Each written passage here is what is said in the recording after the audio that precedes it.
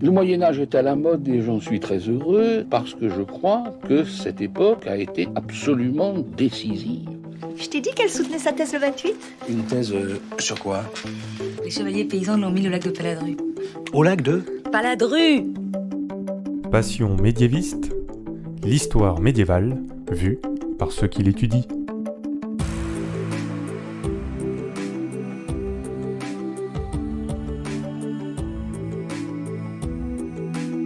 Est-ce que vous savez tout du Moyen-Âge ? Est-ce qu'il vous reste encore des choses à découvrir ? Et d'abord, qu'est-ce que le Moyen-Âge ? En fait, il y a autant de réponses que de médiévistes. Dans ce podcast, nous rencontrons des personnes qui étudient l'histoire médiévale, ils nous parlent de leurs sujets passionnants et de leurs recherches, pour que vous en sachiez plus sur cette belle période de 1000 ans. Épisode 25, Valentin et l'espionnage au Moyen-Âge, c'est parti. Excuse-moi, mais il y a des gens que ça intéresse? Vous connaissez tous James Bond, ses gadgets, ses costards impeccables et ses ennemis souvent russes.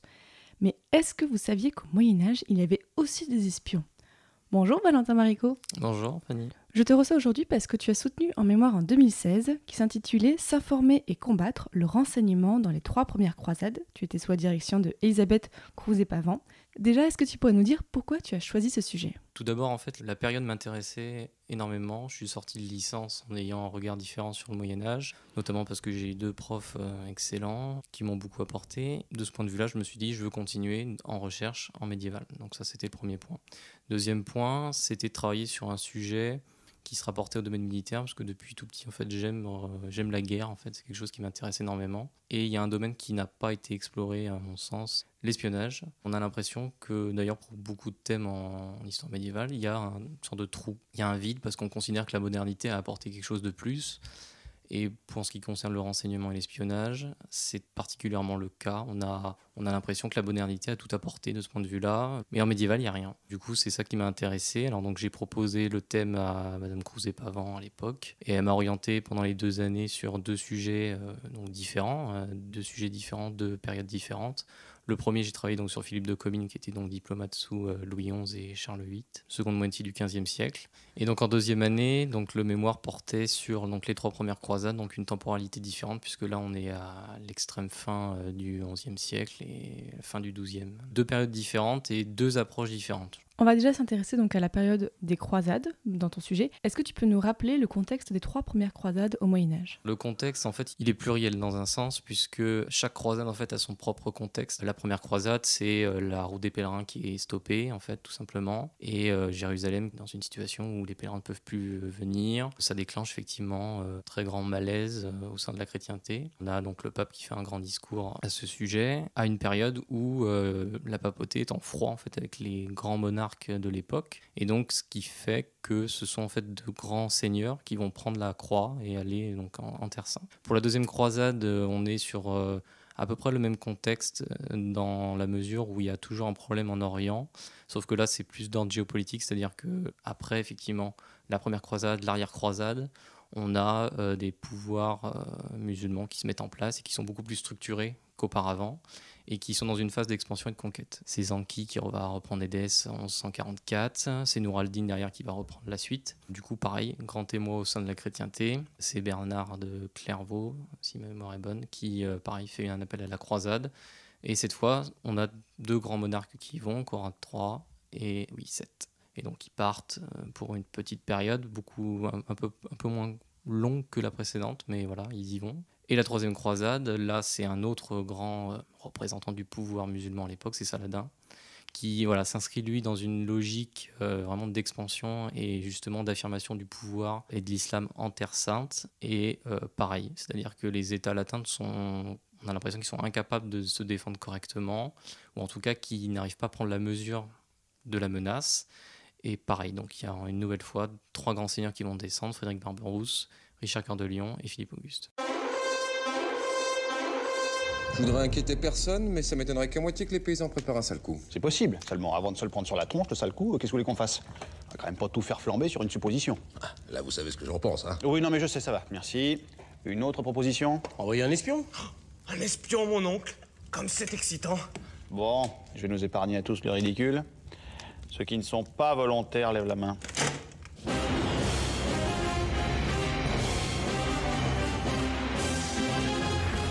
On vient d'entendre un extrait de Kaamelott qui parle de l'espionnage au Moyen-Âge. Mais je voudrais savoir avec toi, Valentin, quelle est vraiment la définition de l'espionnage au Moyen-Âge en tant que tel ? Je vais reprendre l'intitulé du titre de ce mémoire qui était donc s'informer et combattre avec donc le verbe d'action s'informer. Ce qu'il faut comprendre à travers ce verbe, c'est qu'il y a différentes façons de s'informer et que lorsqu'on parle d'espionnage, ce n'est pas un tout, c'est pas un tout monolithique dans la mesure où l'espionnage, ça reste une pratique. On ne peut pas réduire tout ce que les croisés ont fait à de l'espionnage, puisque en fait dans l'espionnage il va y avoir énormément de choses qu'on va vouloir accoler. Il faut reprendre le terme qui convient le mieux pour englober le verbe s'informer, c'est le renseignement.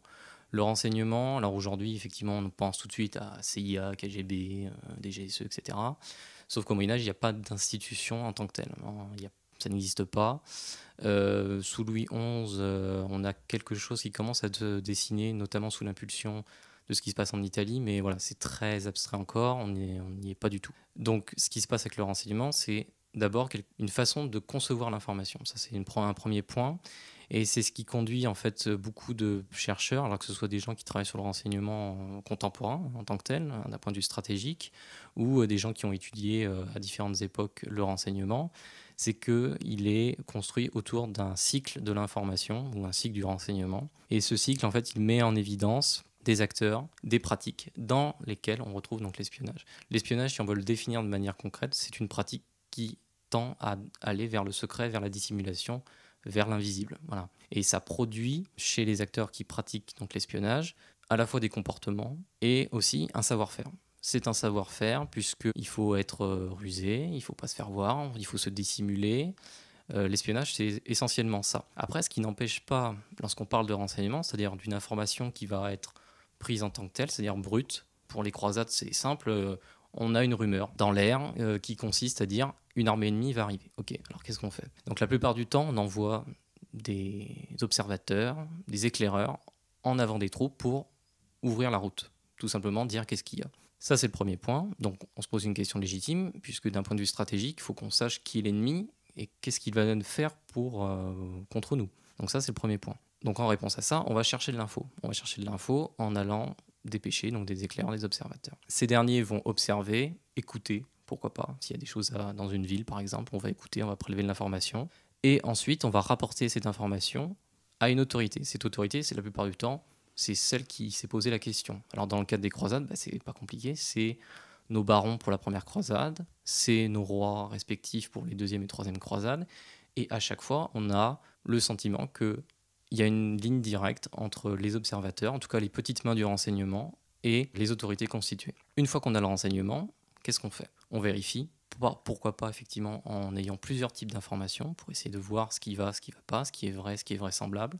Et une fois que c'est fait, il y a deux possibilités. Les deux possibilités, elles sont liées à deux approches du renseignement. Il y a une approche qu'on appelle l'action et une autre qui est l'archivage ou la collecte et le tri.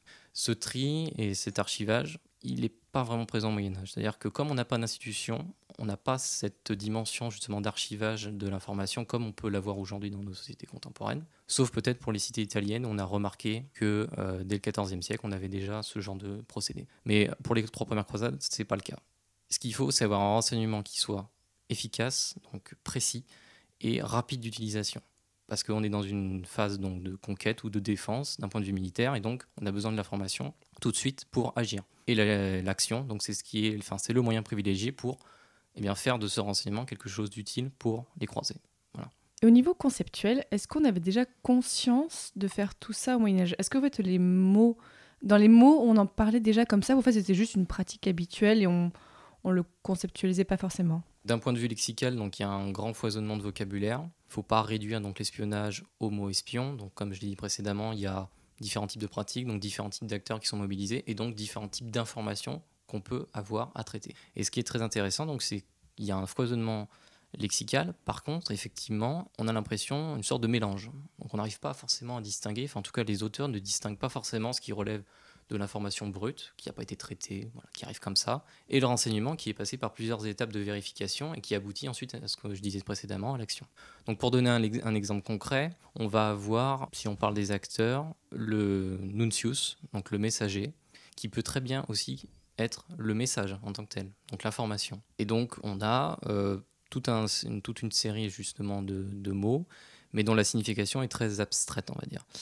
Si je devais prendre un mot pour définir l'information, en fait il y en a plusieurs.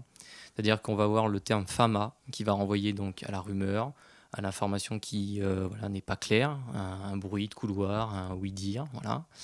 Par contre, on va avoir, donc comme je disais, nuncius pour une nouvelle ou une information qui est plus ou moins vérifiée.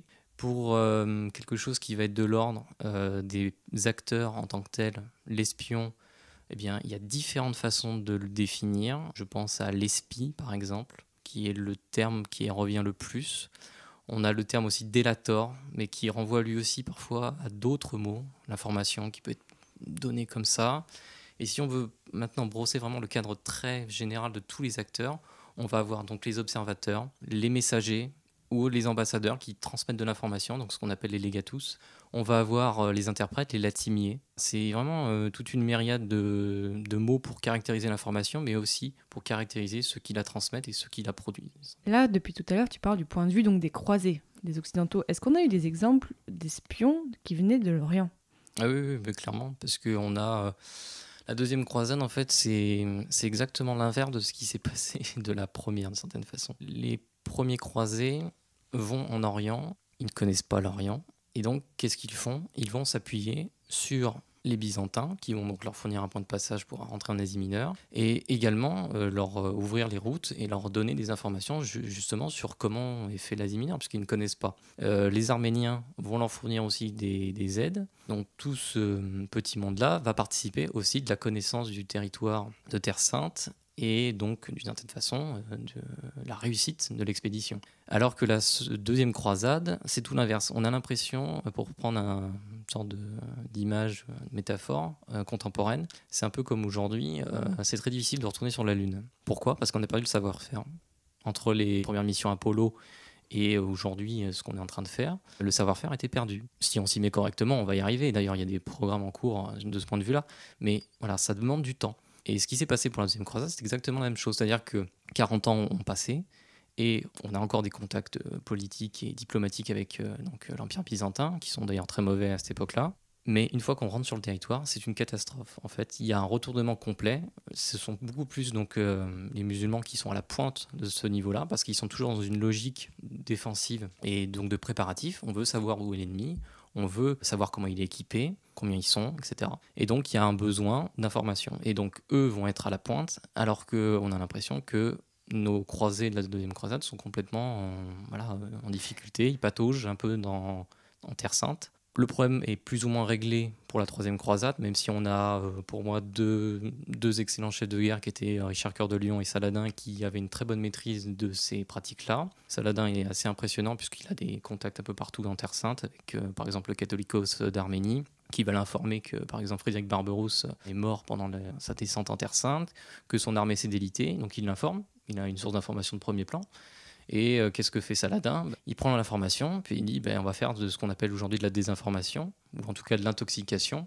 On propage la nouvelle. Comme il y a le siège d'Acre, donc ces troupes sont enfermées dans Acre, qui elles-mêmes sont assiégées donc, par des troupes des États latins. Donc les troupes des États latins apprennent par la voix donc, des troupes musulmanes que les renforts qu'ils attendaient, pour une grande partie, sont HS. Donc on ne peut pas les recevoir. Donc c'est un grand motif de désespoir et l'information sert aussi à ça. Donc oui, il y a effectivement des espions du côté orientaux et le principal exemple qu'on peut donner qui est très impressionnant d'ailleurs, ça m'a beaucoup surpris, c'est un personnage qui s'appelle Al-Arawi qui est donc un ambassadeur et un espion de Saladin. Et cette personne-là a fait un traité sur des méthodes justement de guerre, mais des guerres, on va dire, pour dire de guerre secrète quoi. Donc concrètement, il donne des méthodes dans un traité, donc il a écrit sur comment gérer l'information, comment ça peut être utile. Et ce qui est assez intéressant, c'est qu'il était dans une caravane qui remontait d'Égypte vers la Terre Sainte, qui devait apporter du ravitaillement, notamment pour aider à fortifier Jérusalem dans la perspective d'un siège par Richard Cœur de Lion. Et la caravane va tomber entre les mains de Richard Cœur de Lion. Il y était. Et ce qui s'est passé, c'est que Richard Cœur de Lion a eu cette caravane, l'a prise, parce qu'il avait envoyé des espions. Et dans son traité, Al-Arawi fait un bilan de cette expédition en disant « Nous n'avons pas fait ce qu'il fallait, nous n'avons pas été assez bons parce qu'on n'a pas su gérer notre sécurité, notamment parce qu'on ne s'est pas informé sur la sécurité du trajet. À part ce traité, sur quel texte est-ce que tu as travaillé et comment? Est-ce que tu as pu aller en voir en vrai aussi? J'ai travaillé sur des chroniques. Alors ces chroniques, ce sont en fait des récits de croisades qui ont été écrits soit par des témoins oculaires, donc des gens qui y étaient, soit par des gens qui n'y étaient pas mais qui ont reçu justement des témoins et qui ont pu réécrire ensuite un récit. On a énormément de chroniques par exemple pour la première croisade, c'est d'ailleurs assez impressionnant puisque c'est un moment qui est très marquant et donc on a voulu effectivement faire énormément de textes par rapport à ça, on a voulu trouver des explications diverses et variées pour en tout cas répondre à un besoin. Et dans ces chroniques, effectivement, on va retrouver donc les récits soit de ceux qui ont produit un récit à chaud, soit effectivement des gens qui ont donc écrit a posteriori en intégrant les récits précédents et en ajoutant évidemment des témoignages de personnes qu'ils ont rencontrées, qu'ils ont pu incorporer pour ajouter un peu de peps, on va dire, à leur écrit. Et donc comment tu as travaillé dessus? Alors on travaille sur ces chroniques d'abord par une lecture, on va dire, assidue des faits, parce que c'est très long, notamment pour la première croisade, il y a un travail de chronologie à faire pour bien vérifier que tout est dans l'ordre d'une certaine façon, mais la plupart du temps c'est le cas. Et puis après, il faut croiser les différents témoignages pour voir si ça corrobore. Donc la plupart du temps c'est le cas, alors il y a énormément de médiévistes qui ont travaillé sur cette question, Jean Fleury qui a fait notamment un livre entier justement sur les sources de la première croisade, donc qui est très complet, Elisabeth Crouzet-Pavant aussi dans son livre sur les rois de Jérusalem. Et ce qu'il faut comprendre, c'est que, pour en tout cas nous, ce qui nous intéresse, c'est de travailler sur le texte en lui-même. Donc forcément, on va s'intéresser, comme je l'en ai parlé tout à l'heure, sur les mots. Donc on va regarder les mots, on va essayer de trouver des définitions par rapport au contexte dans lequel ils s'insèrent, pour essayer de déterminer par exemple si on a affaire à un espion ou simplement à un observateur. Est-ce qu'on a affaire à un messager ou un ambassadeur? Parce que c'est pas forcément la même chose, il faut bien comprendre. Et puis aussi s'intéresser au récit en lui-même, c'est-à-dire que on est sur des productions littéraires et moi ce que j'ai en tout cas voulu montrer, c'est qu'on est donc face à une production littéraire et donc à des personnages qu'on met en scène et une information qui va jouer un rôle de rythme narratif. Et ça c'est très intéressant dans la mesure où dans les chroniques il faut rythmer un peu le rythme justement de la croisade, montrer les aspects un peu embellissants et également si on s'intéresse aussi aux chansons de croisade, par exemple la chanson d'Antioche de Richard Le Pèlerin et Grindor de Douai, on a aussi ce rythme qu'il faut parce que c'est une poésie, donc il faut aussi donner du rythme. Et là, l'information, elle joue un rôle assez pertinent puisque c'est une information qui va être orale mais magnifiée. On est aussi dans une logique où la chanson elle est faite pour être chantée. Donc il faut aussi donner du rythme à l'information qui arrive, qui va produire un événement fondateur. Dans le cadre par exemple du siège d'Antioche où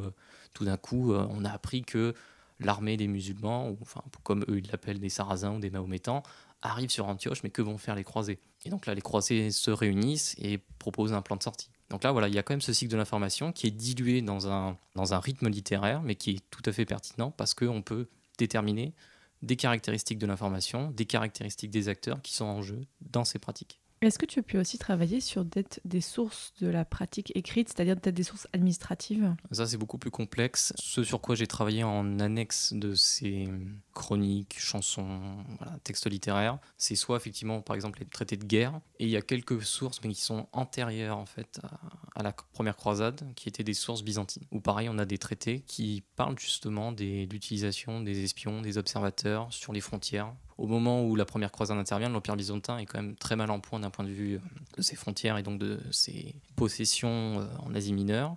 Et quelques siècles avant, on a justement le sentiment, quelques siècles, pas forcément quelques siècles, mais quelques dizaines d'années avant, on a vraiment le sentiment que c'est en train de vaciller et tourner vinaigre. Et donc on a besoin justement de dresser un constat de ce qui ne va pas aux frontières, comment on pourrait résoudre le problème. Et donc on a des généraux qui se sont intéressés à cette question. On a des empereurs qui ont écrit aussi, c'est pas des traités, mais c'est plus une sorte de synthèse en fait, de quels sont les peuples à nos frontières, quelle langue parlent-ils, comment sont faits les territoires d'un point de vue géographique. Donc on a vraiment une conscience du renseignement géographique pour savoir où se situer et comment se situer dans des espaces qu'on est peut-être à même de perdre et donc de reconquérir plus tard. Donc il faut. Et là, on a la question effectivement de la collecte et surtout de l'archivage. On a un empereur byzantin donc, qui va faire de la collecte et qui va sauvegarder donc, toutes ces données-là. Donc c'est Constantin Porphyrogénète qui va donc faire justement un grand balayage, on va dire, des territoires qui jouxtent donc l'Empire byzantin et qui sont peut-être amenés à être perdus vu la progression donc, des armées turques. Et de ce point de vue-là, donc, il va faire un inventaire de comment parlent les gens, quelle langue ils parlent, quelle est la topographie du territoire en question. Et donc ça, c'est particulièrement intéressant justement pour la phase de renseignement d'un point de vue de la collecte et donc de l'archivage. Et on a aussi donc Nicéphore Phocas, qui va, lui, s'intéresser à la pratique de guérilla. Toujours dans la logique, effectivement, on est attaqué, donc comment on peut faire pour résoudre les problèmes aux frontières. Et donc là, il y a l'utilisation des observateurs, des espions, pour s'informer sur les ennemis à proximité et pouvoir résoudre les problèmes rapidement. Toujours la nécessité d'être très rapide une fois qu'on a reçu l'information, dans l'exécution de l'action. Au cours de tes études, quelles difficultés est-ce que tu as rencontrées ? Est-ce que tu as dû avoir à apprendre le latin ou est-ce que ça allait pour toi ? D'un point de vue du latin, non, j'ai pas eu trop de problèmes parce que j'ai eu la chance justement d'avoir les traductions. Alors parfois anciennes, donc c'est vrai qu'il faut se méfier un petit peu parfois. Mais justement, c'est en croisant les différentes traductions qu'on arrive à avoir, on va dire, les bonnes définitions, en tout cas des termes qu'on veut mettre en valeur.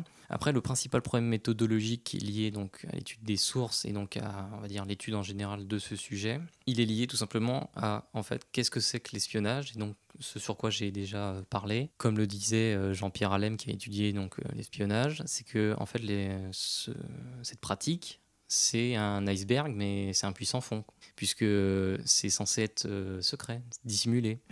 Donc forcément, l'iceberg, on n'en voit que la partie immergée. Et la partie donc sous l'eau, malheureusement, on n'en saura jamais rien d'une certaine façon. On pourra juste se baser sur quoi on voit, mais c'est tout. Donc ça, c'est une première difficulté en termes d'approche par rapport au thème, qui peut être, on va dire, amoindrie, ou en tout cas légèrement mis de côté, en faisant la redéfinition de ce qu'est l'espionnage, en incluant la question du renseignement. Quel type d'information, quel type d'acteur, avec vraiment une vision globale. C'est pour ça qu'on peut inclure du renseignement diplomatique avec les ambassadeurs. Parce que comme ils font la jonction entre des autorités différentes, comme ils s'inscrivent dans un lien entre différents acteurs et donc ils produisent de l'information et ils la déplacent, on est dans le cadre de la communication, et bien dans ce cas-là, oui, effectivement, ça joue un grand rôle et ça participe du renseignement. Est-ce qu'il y a une histoire d'espionnage qui t'a particulièrement marqué pendant tes recherches ? Alors il y en a deux, mais je vais me concentrer sur une parce qu'elle est quand même assez emblématique. C'est le siège d'Antioche entre octobre 1097 et juin 1098. Donc à ce moment-là, les croisés sont dans une phase, on va dire, assez bonne. Ils ont traversé donc toute l'Asie mineure et donc ils sont à Antioche. C'est quasiment la dernière grande étape avant Jérusalem. Bon, il y en aura d'autres évidemment derrière, mais c'est vraiment la dernière grande étape. Et donc c'est un siège qui va durer quasiment 8 à 9 mois, qui va être très dur et dans lequel ils vont perdre énormément de temps mais aussi d'énergie dans leur phase de conquête. Ils vont tomber sur un os puisque Antioche, donc c'est une très grande cité avec des remparts qui sont très hauts, une topographie qui n'est pas facile avec donc un l'Oronte, un cours d'eau qui passe entre l'ouest et le sud de la ville, des plateaux rocheux à une autre partie de la ville. Ce qui fait que l'armée croisée, qui a déjà perdu un petit peu d'effectifs depuis le siège de Nicée, parce que les gens sont partis, parce qu'il y a eu des morts évidemment par rapport au combat, fait que en fait ils vont avoir une phase d'encerclement qui va être en fait très problématique parce que c'est très long à faire d'une certaine façon, et ça va être un gruyère en fait concrètement. En plus, le blocus inefficace étant donc une vraie passoire dans les deux sens, une multitude d'espions, le plus souvent des chrétiens locaux, circulent et révèlent les plans des croisés à l'avance. Bon, Bohémond trouve une solution en faisant cuire des prisonniers turcs à la broche. Le message est clair, si on chope un mec en train d'espionner, on va le bouffer. Et ce stratagème, appliqué jusqu'au bout ou non, à savoir est-ce qu'il les bouffe vraiment ou pas, ce dont je doute, a donné naissance au mythe du croisé cannibale.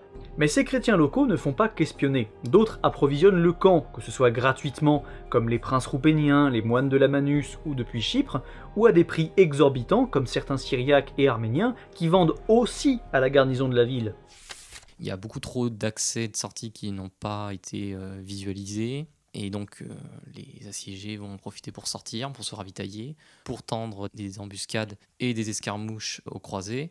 Et le siège va s'éterniser, au point que les croisés vont parfois être amenés effectivement à retourner un petit peu en arrière pour rechercher des vivres, parce qu'ils n'arrivent pas à contrôler l'arrière-pays, ils sont systématiquement soit en situation de disette, soit effectivement attaqués et harcelés par les troupes d'Antioche qui sortent, qui rentrent. Et il y a un événement qui va donc changer la donne, c'est la prise de la ville par, on va dire, une trahison. Et cette trahison, en fait, elle est le fruit justement d'une opération de renseignement. Donc c'est Bohémond qui est un des barons donc, de la première croisade, qui va avoir le privilège d'avoir un accès, on va dire, à la ville via l'intermédiaire d'un personnage qu'on appelle soit Pyrrhus, soit Phirouz. Il y a différentes manières de le décrire selon les sources. Soit effectivement c'est quelqu'un d'important, une sorte d'émir qui aurait le contrôle de plusieurs tours de la ville, donc de gestion de la sécurité, donc qui est quand même un poste assez important. Soit ça serait quelqu'un qui travaillerait plus dans l'armement, il serait forgeron pour des armes, etc., de l'équipement. C'est assez varié selon les sources, mais quoi qu'il arrive, c'est un personnage qui va être central, dans la mesure où il va donc permettre la prise de la ville. En amont de ça, il faut savoir que donc le cortège des barons s'est divisé en plusieurs petites branches, et notamment il y a une branche qui est conduite par le frère d'un des barons et qui s'est arrêtée du côté de la région des Arméniens. Et ce personnage va donc avoir un siège, le siège d'une ville pour lequel il est donc un des chefs, et il y a une très grande armée donc de renforts qui arrive et qui va se propager vers Antioche. Sauf que lui, en fait, il a l'intelligence de faire durer le siège de cette armée de renforts musulmane et d'en avertir absolument les autres barons qui sont devant Antioche et qui doivent absolument prendre la ville avant que ces gens-là arrivent, puisqu'ils sont dans une situation où ils sont coincés, enfin ils sont pris en tenaille d'une certaine façon. Il y a les assiégés dans la ville et derrière l'armée qui peut arriver derrière eux, donc ça serait une situation catastrophique. Sachant cela, Bohémond met en application ce qu'il sait de la ville à l'intérieur de la ville, et donc il fait marcher son contact, donc Pyrrhus, et celui-ci lui propose de prendre la ville à partir d'une tour. Donc c'est la tour des deux sœurs. Cette tour, elle va être prise par un assaut qui est fait dans la nuit, et le plan en fait va être concocté quelques heures avant. Bohémond, qui gardait le secret jusque-là pour éviter que la propagation de l'information se fasse dans toute l'armée des croisés, en sachant qu'elle était infiltrée par des espions qui venaient de la ville. Bohémond donc réunit les barons. C'est quelque chose de très courant dans la première croisade. Les gens se réunissent pour traiter de l'information et pour prendre des décisions ensemble. Ça, c'est fondamental dans le cycle de l'information, et c'est là où effectivement ça prend tout son sens pour le siège d'Antioche. Donc il les réunit, il leur fait part de son plan. Donc une toute petite armée va être mobilisée. Une première doit se poster sur une des portes qui sera ouverte une fois qu'une autre partie de l'armée sera conviée à prendre la fameuse tour de nuit. Et enfin un troisième morceau de l'armée va faire diversion. Elle va partir en fait dans les hauteurs pour attirer l'attention d'une certaine façon, pour que les garnisons à l'intérieur de la cité se déplacent vers une possible attaque, vers un lieu très éloigné de la fameuse tour qui va être prise d'assaut. Et donc pendant la nuit, on va avoir une trentaine d'hommes qui vont être amenés donc à rentrer par l'intermédiaire de cette personne qui va donc leur fournir une échelle.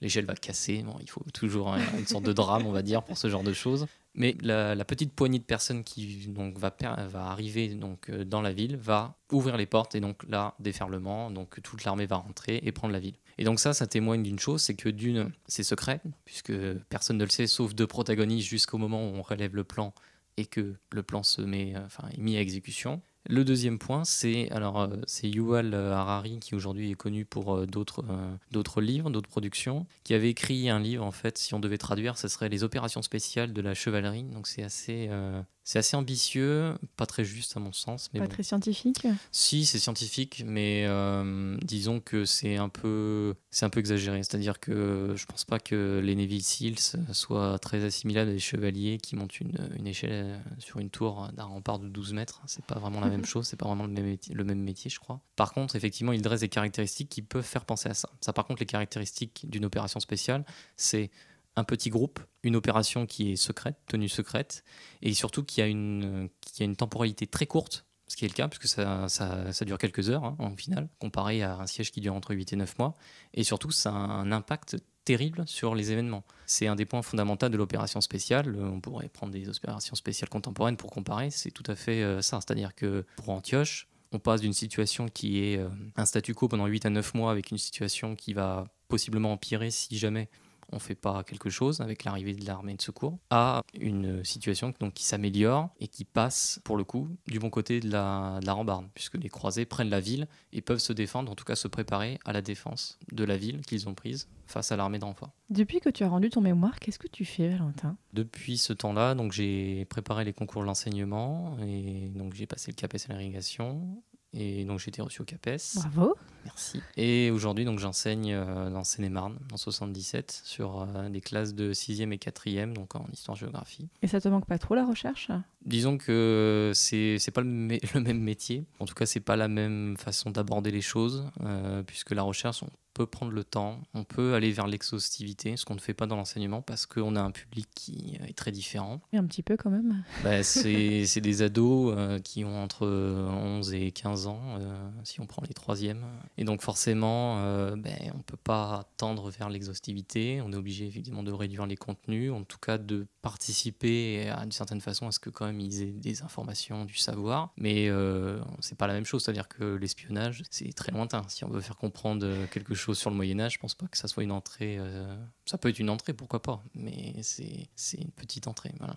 Pour finir ce podcast, question rituelle, Valentin, est-ce que tu aurais des conseils à donner à quelqu'un qui voudrait faire donc un master d'histoire médiévale ? Je vais en donner 2. D'abord, il faut être conscient que ce qu'on a pu dire sur le Moyen-Âge, d'un point de vue scolaire, on en revient toujours à l'exhaustivité dont je parlais précédemment. C'est un des problèmes du programme, c'est-à-dire qu'on a l'impression qu'il n'y a que l'histoire contemporaine qui compte et que les périodes anciennes sont assez négligées. Malheureusement, le Moyen-Âge, on a l'impression qu'on a une vision qui est très réduite. Donc la principale chose à faire, là, si on veut vraiment faire un master médiéval, c'est avoir envie de découvrir la période, de s'intéresser quand même à une période qui est très lointaine par rapport à la nôtre, dont les mentalités sont très différentes, mais qui a aussi ses bons côtés. Il faut bien le noter, c'est pour ça qu'on est là aujourd'hui, je crois. Et le deuxième conseil, ce serait plus d'ordre méthodologique d'un point de vue du travail, c'est être assidu, assidu et surtout concentré lorsqu'on traite justement ces sujets qui sont parfois très complexes et très lointains, parfois de nos propres idées, de notre quotidien. Donc il faut être assidu, et il faut être exigeant. Je crois que ça, c'est le maître mot pour notamment les périodes les plus anciennes. Certes, s'il y a des modernistes et des contemporains qui m'écoutent, ils vont dire nous aussi on est exigeants. Oui, je sais. Je sais que vous êtes exigeants, ça fait partie du métier. Mais pour les périodes anciennes, on a, je pense, vraiment un droit d'exemplarité justement sur le traitement qu'on fait, parce que c'est des périodes qui sont très lointaines pour le grand public. Et donc, si on veut vraiment être accessible, il faut être en capacité pas de tout expliquer, mais d'expliquer bien et correctement. Et donc là, on est obligé d'être exemplaire parce que face à nos sources, c'est des sources qui sont très différentes de celles qu'on peut traiter en histoire contemporaine ou moderne. Les chroniques, c'est un exemple, c'est-à-dire que c'est des gens qui participent d'une relecture d'un événement et donc qui font agencer les événements comme ils le veulent, ou en tout cas pour une posture idéologique, religieuse, sociale ou autre. Et donc de ce point de vue-là, il faut être exigeant dans la critique des sources et dans l'examen aussi de nos objets de recherche respectifs. Pour moi, c'était l'espionnage, mais après pour d'autres, ça varie énormément.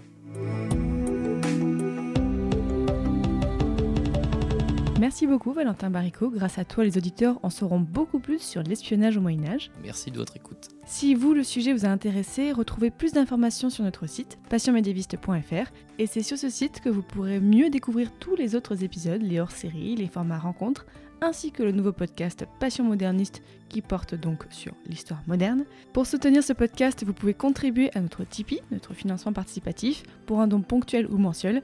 D'ailleurs, ce mois-ci, je tiens à remercier les nouveaux tipeurs Philippe et Marion, à qui j'ai pu remettre en main propre un mug Passion médiéviste. Et l'épisode d'avril, nous parlerons encore un petit peu des tournois au Moyen-Âge. Salut!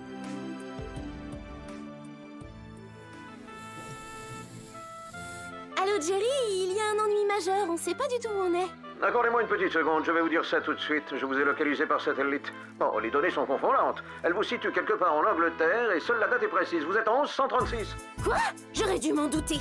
Un cavalier en armure, des accusations de sorcellerie, des gens mal habillés qui ne connaissent pas Beverly Hills. C'est ça, c'est l'évidence. On a atterri en plein cœur du Moyen-Âge. Oh, misère.